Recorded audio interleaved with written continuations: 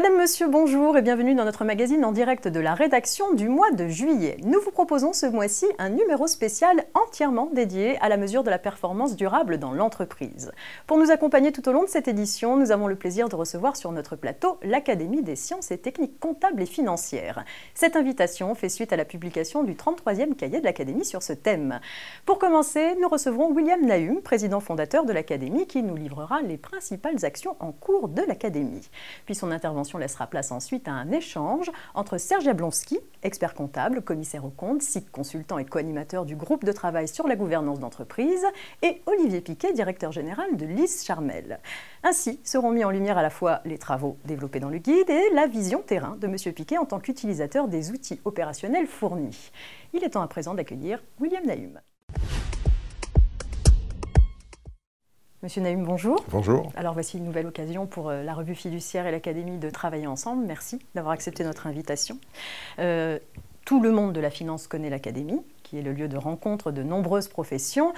Les attentes des professionnels sont très importantes dans cette période de changement. Est-ce que vous pouvez nous éclairer sur les prochaines actions de l'Académie pour les 2 ou 3 ans qui viennent ?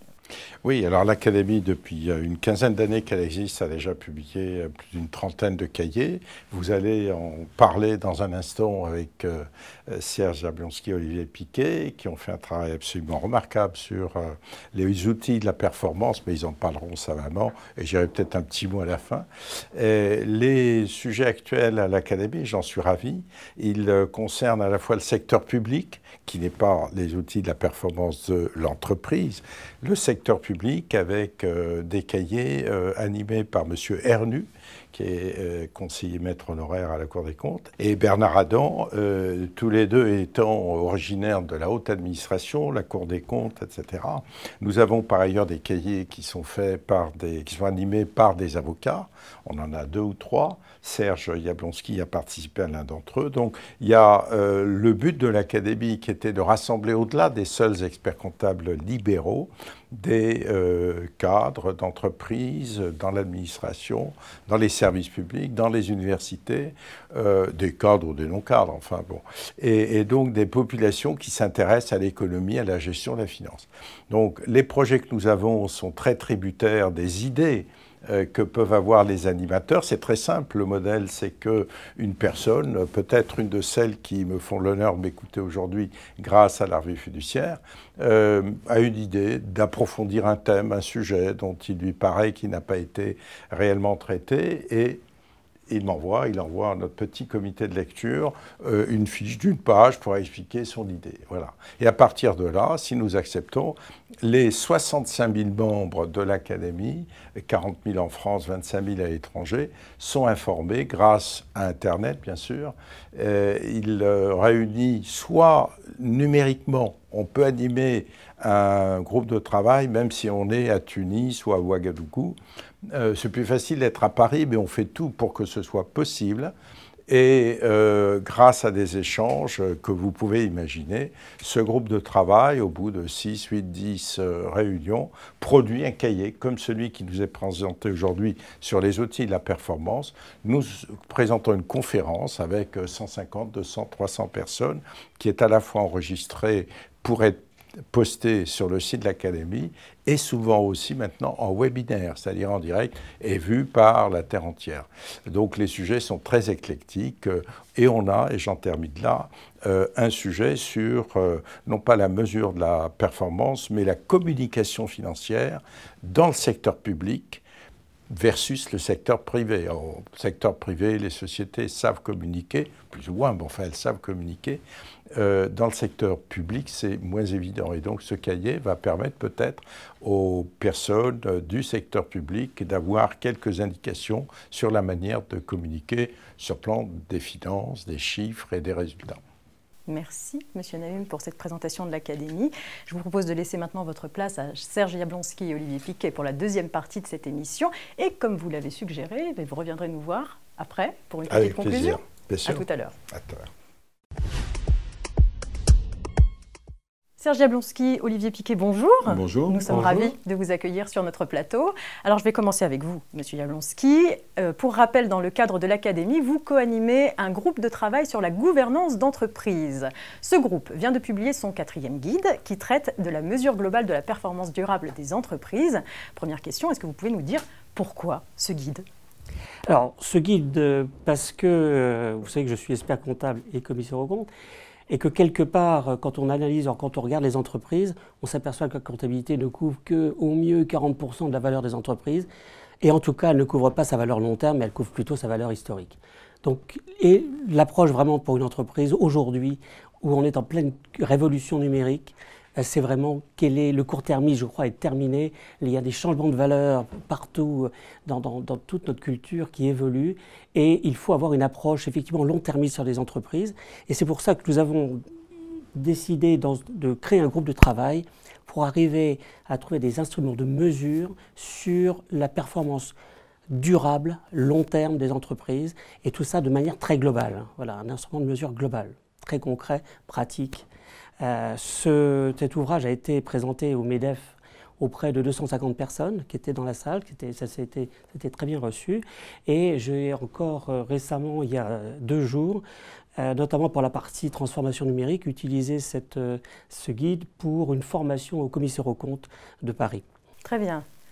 Est-ce que vous pouvez nous en dire un peu plus sur comment a été construit cet instrument de mesure, les différents éléments qui le composent? Oui, alors on s'est attaché à regarder, on a voulu être global, donc couvrir l'intégralité, être exhaustif.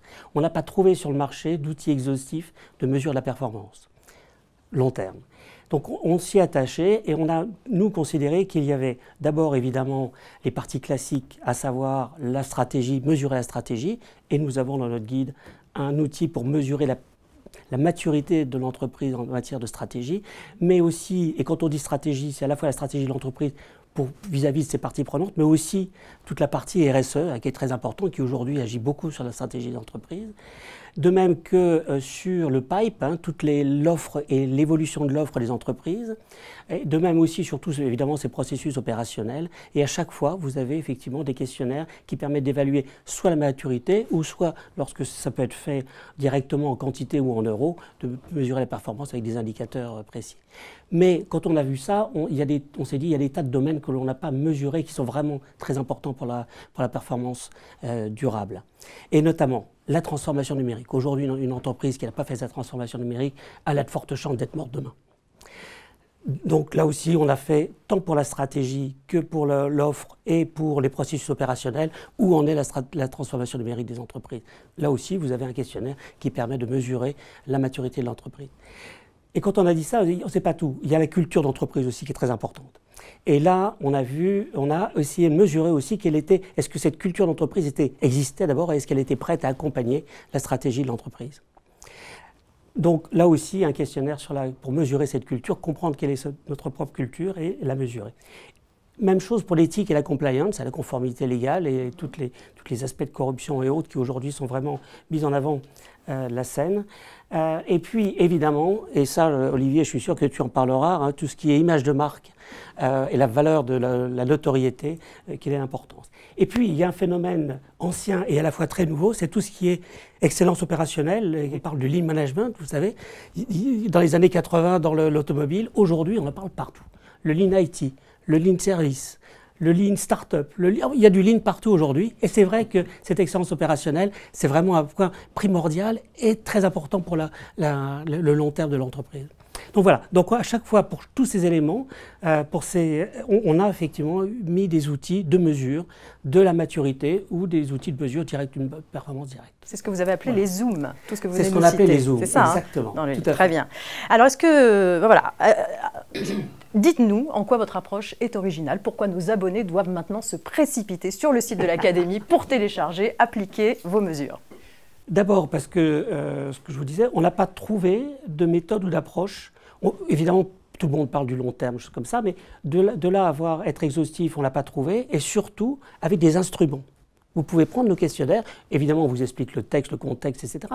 Mais aussi, vous avez des outils directement opérationnels pour mesurer. Et ça, c'est très original, on ne l'a pas trouvé nulle part. Et donc, vous avez des outils directement utilisables. Et d'ailleurs, on est en train de l'utiliser. On en parlera peut-être tout à l'heure, mais effectivement, avec des success stories aujourd'hui, pour montrer l'applicabilité de cette méthode. Très bien. Il est temps de donner la parole à Monsieur Piquet, parce que du coup, vous, Monsieur Piquet, alors pour rappel, vous êtes le directeur général de Lise Charmel, mais vous avez aussi exercé comme expert comptable. Hein, c'est assez original, donc vous connaissez bien notre maison, ainsi que nos abonnés. Et alors, comment vous réagissez-vous à l'approche qui vient d'être présentée? Quel est finalement votre regard terrain de ces outils? C'est vrai qu'au quotidien, on a tendance en fait, à être très proche en fait, des chiffres. On suit effectivement son chiffre d'affaires, on va regarder un travail sur les marges, on va regarder en fait, les rentabilités. Et c'est vrai qu'en fait, la vision plus long terme qu'on peut avoir, et notamment des fois un regroupement, une vision stratégique, ce court terme en fait, avec les chiffres, et quelque part la vision moyen terme, et notamment des questions de notoriété ou de valeur de marque, en fait, comme parlait Serge, on n'y prête pas forcément attention au quotidien, notamment dans les principales décisions. Or, c'est un point qui est clé en fait. Quand on lance un nouveau produit, il ne faut pas uniquement voir le chiffre d'affaires qu'on va faire avec lui, c'est pas uniquement voir la marge qu'on va pouvoir sortir, c'est aussi se dire finalement par rapport à l'image en fait de marque, vers où le groupe en fait veut aller, est-ce que ce produit en fait correspond en fait à cette vision en fait. Et c'est vrai qu'avec le quotidien, on est souvent happé par le quotidien. Et c'est vrai que quand il s'agit de le quantifier, quand il s'agit d'essayer de le mesurer, c'est quelque chose qui est à la fois compliqué et c'est vrai qu'on n'en a pas toujours le temps en fait. Monsieur Piquet, je vous propose de revenir un petit peu en arrière parce que je vous ai branché directement sur l'expérience terrain, mais j'aimerais bien que vous présentiez à nos abonnés votre entreprise, Lise Charmel. C'est une petite, moyenne, grande entreprise, dites-nous un peu. Je pense que Lise Charmel, c'est à peu près une entreprise représentative de ce qu'on appelle les ETI en fait aujourd'hui. On est à peu près autour de 70-80 millions d'euros de chiffre d'affaires, c'est 1200 personnes, c'est une chiffre d'affaires qui se répartit à peu près moitié-moitié entre la France en fait, et l'export. Et c'est 5 marques, donc un joli portefeuille en fait, de marques avec toute une création, un savoir-faire français en fait, qu'on essaye d'exporter en fait, à travers le monde. Et c'est une grande particularité qui est de partir en fait, de la création pour aller jusqu'à la commercialisation en fait, et les points de vente, tout en passant par la production et la logistique. Donc je dirais que c'est une vraie ETI industrielle qui également justement va jusqu'au commercial et est en pleine phase du numérique en fait, aujourd'hui. Et donc vous y retrouvez avec ces éléments, c'est-à-dire... Dites-nous, vous, Monsieur Jablonski, qu'est-ce que vous conseillez en fait? Comment vous conseillez d'utiliser ce guide de l'Académie? Comment on applique ces mesures? Ça s'applique aussi bien aux petites, moyennes, grandes entreprises qu'aux ETI, puisque... Oui, ça c'est important, j'insiste dessus, c'est qu'effectivement, le guide est utilisable par toute taille d'entreprise. Ça c'est important. Tous ces domaines, la culture d'entreprise, on voit bien dans les startups, on parle beaucoup de la culture d'entreprise qui est assez différente, c'est très important. Donc, quelle que soit la taille de l'entreprise, effectivement, ce guide s'applique dans tous ces domaines.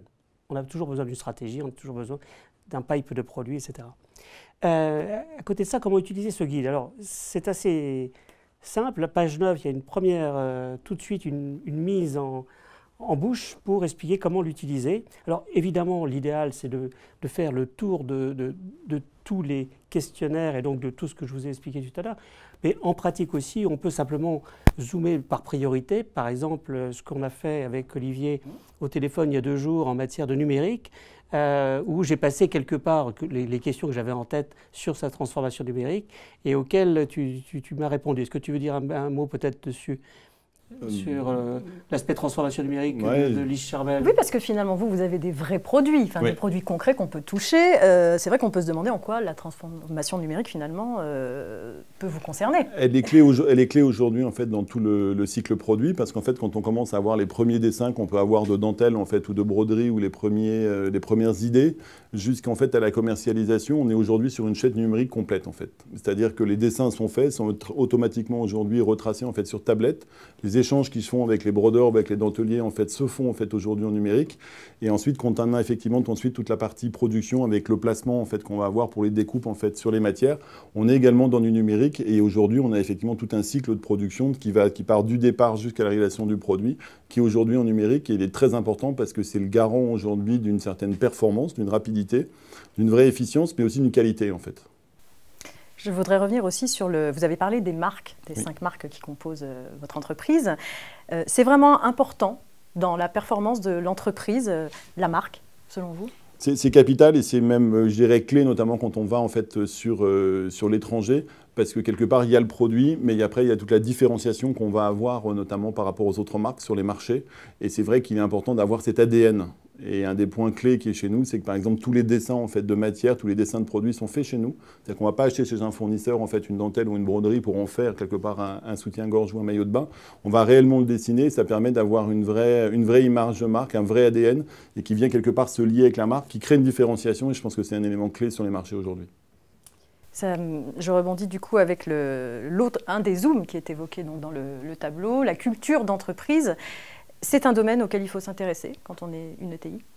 C'est capital parce qu'on est aujourd'hui dans du management en fait, d'équipe. On n'est pas quelque part suffisamment gros pour avoir toute la structure qu'on va trouver dans un grand groupe. Et on n'est plus non plus dans une toute petite PME avec toute l'interactivité en fait, qu'on peut avoir. On est entre les deux et je pense qu'il est important de garder la mobilité en fait, de la PME tout en grandissant en, fait, en taille. Et il y a un juste équilibre à trouver. Et c'est vrai que la culture de l'entreprise, du coup, finalement, est capitale en fait. Très bien. Monsieur Jablonski, est-ce que vous avez un dernier mot à ajouter, puisque notre entretien touche à sa fin, avant qu'on se sépare? Tout à fait. Je pense qu'effectivement, d'abord, ce qui est très important, c'est que nous sommes à disposition et on peut toujours venir nous poser toutes les questions. À l'arrière du guide, il y a les moyens pour communiquer avec nous. Et l'Académie, d'une manière générale, et notre groupe de travail, tout en particulier, sommes prêts à répondre à toutes les questions sur le sujet. Je vous remercie tous les deux pour cet échange enrichissant. Et j'invite maintenant M. William Nahum à venir me rejoindre pour la fin de cette émission. Monsieur Nahum, vous revoilà. Oui. Donc, comme promis, comme prévu, est-ce que vous avez une réaction à l'échange qui vient d'avoir lieu? Oui, c'était passionnant. Je connaissais déjà, mais quand même de réécouter de façon un peu synthétique ce que nos deux excellents animateurs, Jablonski et Piquet, ont présenté, m'a remis en mémoire tout le travail énorme, parce qu'ils n'ont fait ici qu'une synthèse, bien entendu. Et j'invite tout le monde, je ne sais pas si vous postez après aussi le cahier, il est téléchargeable gratuitement, soit grâce à la revue fiduciaire, soit directement sur le site de l'Académie. Alors, cette idée vaut pour les entreprises, mais aussi pour les investisseurs. Hein. Ce ne sont pas seulement les entreprises qui peuvent, bien entendu, en profiter en premier lieu comme un outil de communication et d'indication de performance, mais aussi par les analystes et toutes les personnes qui sont à l'extérieur, les investisseurs bien entendu, pour procéder à une analyse fine de ce que sera l'entreprise à long terme. Je crois, Serge a insisté là-dessus, il a raison, on est sorti de cette phase où le court-termisme prévalait, on achète une entreprise, on la revend 5 ans après avec une plus-value, et puis on recommence. Aujourd'hui, on est plus dans une logique de long terme, et les indicateurs quantitatifs restent bien sûr très importants, mais qualitatifs et hors la comptabilité sont totalement indispensables pour mesurer la performance à l'avenir. Enfin, je voudrais juste quand même donner une indication que le travail qui a été fait grâce à ce cahier est actuellement prolongé avec des phases tests et de mise en application effective, et qu'on sortira dans quelques mois un nouveau cahier qui sera le retour de cette expérience, de ces expériences de mise en application concrète, et on aura des témoins tels que L'Oréal, Air France, Arcelor, Lee Charmet bien entendu, mais aussi une start-up qui va entrer dans le jeu et qui permettra d'aller des plus gros aux plus petits et aux naissants. Voilà, donc j'espère que nous aurons l'occasion de vous présenter ça dans quelques mois. Mais c'est avec un vif intérêt que nous attendons le 5e volet de la gouvernance d'entreprise, et nous vous accueillerons à la sortie. Avec plaisir. Merci beaucoup. Plaisir. Merci. C'est la fin de ce numéro spécial Performance durable de l'entreprise. Merci de votre fidélité tout au long de cette saison. En août, pas de magazine pour cause de pause estivale, mais on se retrouve bien évidemment dès septembre avec les experts du groupe Revue Fiduciaire.